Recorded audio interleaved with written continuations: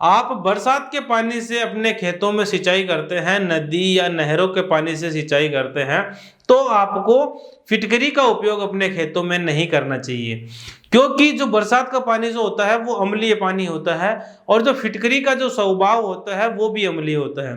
अगर आप बरसात के पानी से सिंचाई कर रहे हैं और फिर इसमें फिटकरी का उपयोग करते हैं, तो जो पानी है उसकी अम्लीयता और ज़्यादा बढ़ जाएगी, जिसको हमारी फसलें सहन नहीं कर पाएगी, तो उससे हमें फायदे की जगह नुकसान उठाना पड़ सकता है। दूसरी जरूरी सावधानी यह है कि हमारे खेत की मिट्टी या जो पानी जिससे हम सिंचाई कर रहे हैं उसकी जो प्रवृत्ति है वो अगर अम्लीय है तो हमें फिटकरी का उपयोग नहीं करना चाहिए। मिट्टी और जो पानी है उसमें अम्लीयता पहले से ज्यादा है और फिर अगर उसके ऊपर हम फिटकरी का उपयोग करेंगे तो उसकी अम्लीयता और ज्यादा बढ़ जाएगी, जिसको हमारी फसलें सहन नहीं कर पाएगी और सहन नहीं कर पाएगी तो जो फसल है वो नष्ट होने की संभावना भी रहेगी, या फिर ये कह सकते हैं कि हमें फायदे की जगह नुकसान का सामना करना पड़ सकता है। तीसरी जरूरी जो सावधानी हमें रखनी होती है वो ये है कि हमारे जो खेत की मिट्टी है वो नॉर्मल पीएच की है, पानी है उसका पीएच भी नॉर्मल है, तो हमें फिटकरी का उपयोग बेशक करना चाहिए।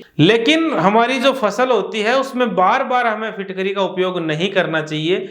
एक जो फसल है उसकी एक सीजन में, एक जीवन काल में आप एक बार फिटकरी का उपयोग कर सकते हैं, वो सफिशिएंट है। लेकिन अगर हम बार बार फिटकरी का उपयोग करेंगे तो उसकी जो अम्लीयता है वो हमारी जो फसलों को नष्ट कर सकती है। तो किसान भाइयों, ये 3 सावधानियां हैं वो फिटकरी के उपयोग में हमें रखनी चाहिए। ये जरूरी सावधानियां हैं जो हमें जरूर ध्यान में रखनी चाहिए। अगर इस तरह से इन सावधानियों को ध्यान में रखते हुए अगर आप फिटकरी का उपयोग करेंगे तो आपको जरूर फायदा होगा।